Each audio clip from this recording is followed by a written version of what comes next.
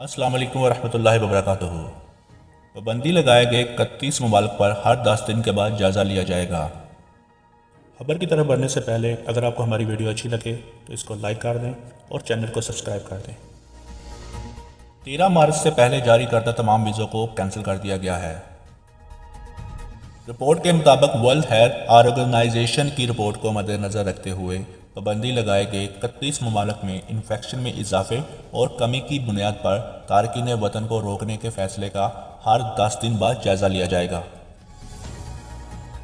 इस फैसले पर यह फैसला लिया गया है कि कुवैत में जिसकी ज़रूरत है सबसे पहले इसको बुलाया जाएगा, जैसे कि जजों, डॉक्टरों, नर्सों और उस्ताज़ा जैसे महसूस तारकीन वतन को तरजीह देते हुए पहले मुल्क वापस लौटने की इजाज़त दी जाएगी।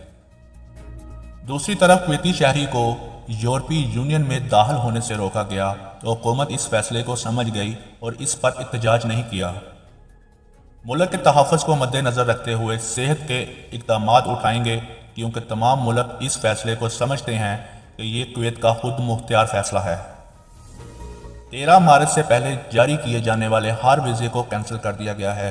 जो लोग दोबारा वीज़ा हासिल करना चाहते हैं इन्हें दोबारा नए सिरे से वीज़ा हासिल करने की दरख्वास्त करनी पड़ेगी और इस बात का ऐलान जल्द कर दिया जाएगा कि क्या तरीक़ाकार होगा।